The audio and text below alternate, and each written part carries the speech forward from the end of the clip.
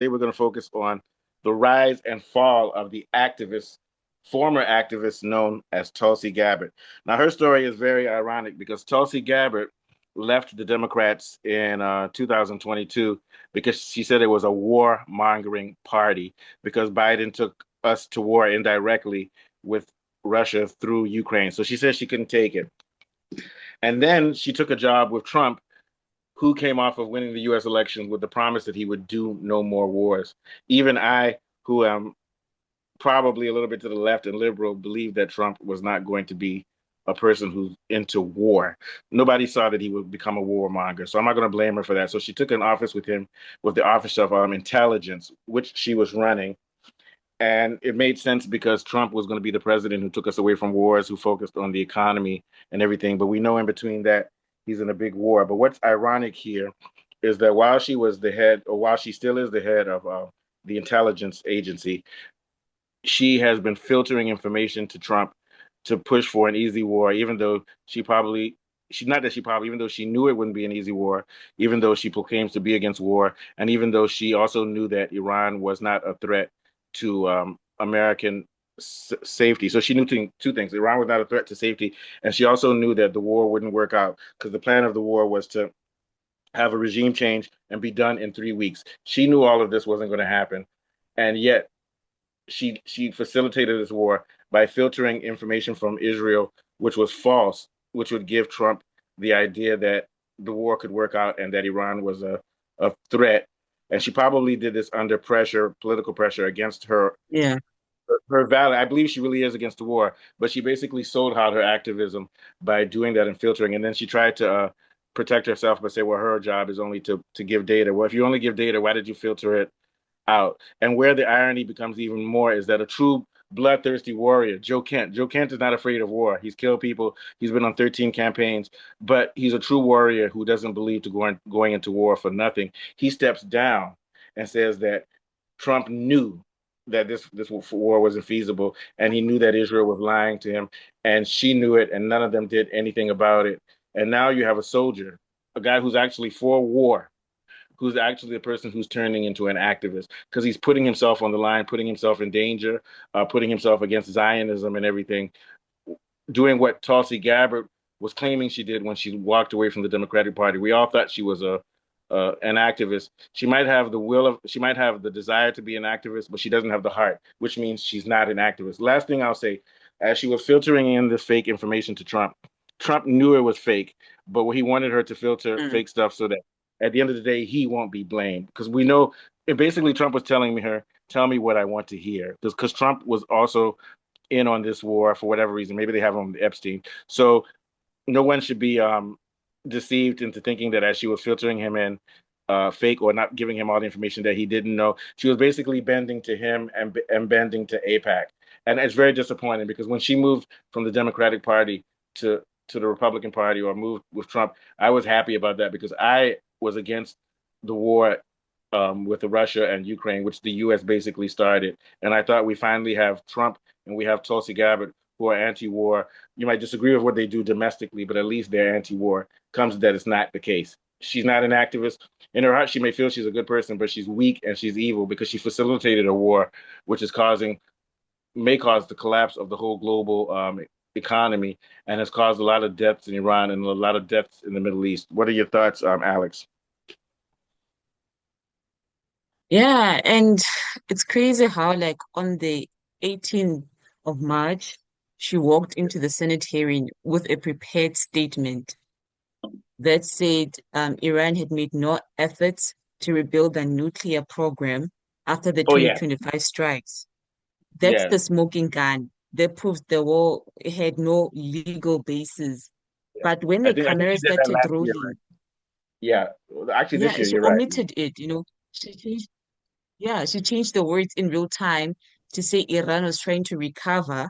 She didn't just stay silent, like she actively edited the truth to keep that war machine rolling. Yeah. And it's just really messed up. And also her top deputy was, you know, Joe Kent, a guy who is just as MAGA as her, saw the same intel and chose to set his career on fire. he resigned and he called the war fabricated and whatnot. And the fact that she still stayed, it says a lot about her character and that she's actually traded her soul for the title. Like she's probably also benefiting financially Oh yeah, for all of this because there's no yeah. way. And I hope she's not benefiting from this financially. Here's why I hope so. Because I really believe Why? she's anti-war, right? And how can you claim to be anti-war then Mm, profit from it? I'm hoping that what's the case is that she did it. Well, she did it for two reasons. She did it probably because she bent under the pressure of Trump and the threats of these people. Look, Charlie Kirk got killed. Obviously, she's not going to get killed, but I believe they bullied her.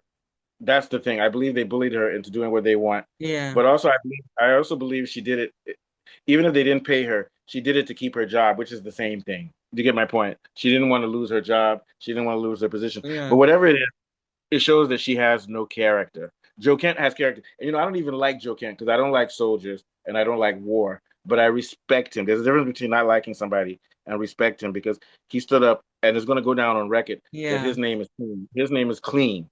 Her name is not clean. I like Marjorie Taylor Greene. She a blonde girl, so I got like her. Let me stop. Marjorie Taylor Greene is a Republican, right? And I may not like Republicans, but at least Marjorie Taylor Greene stood down.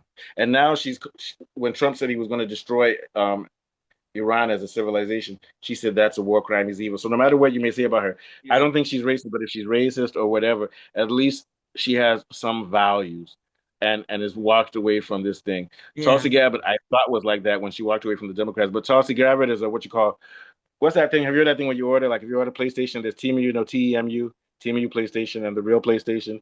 She's a TMU activist. You know what TMU is? That thing where you order something and it's the cheap version of. In other words, she's a fake. She's like a made in China yeah, PlayStation. She's a made in she's a made in China activist. She's weak, and this is the worst type of person. The worst type of person is the person who wants to do good but doesn't have the courage. That's the worst. The thing with I think Bible, God, I think there's yeah, a statement in the Bible where Christ said to the Christians, "You're lukewarm. I'll spit you out of your mouth." Those are the people that pray and say, "I believe in God," but when it's time for the battle of all battles between good and evil, they indirectly choose evil by not taking part, and they think they're going to be clean. Blood is on her hands. Also, what are your thoughts? yeah, Not only blood, because a lot of Americans will be like, "I don't care yeah. about I Iranian." totally agree with. Yeah. Go ahead. Mhm. Yeah, I Mhm. totally agree with you when you say that it is an ultimate betrayal of character because she's using the very warrior brand that she Mhm. built, you know, to sell a war that she knows is based on lies. It's based on a fiction.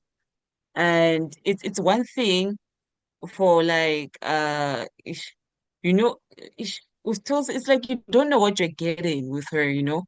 She's like the one who looked the American people in the eye and said no more interventionist wars, to be the one providing the target list for Operation Epic Fury. That's I don't know, that's a low level of moral bankruptcy. That's hard to even Yeah. process.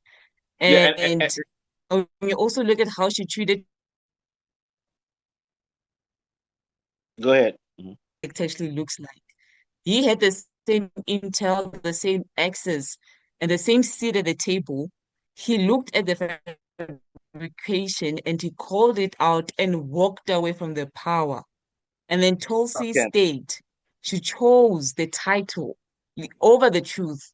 And you may be right that, there's probably some threats that came her way, and she's probably scared for her career or maybe even her life.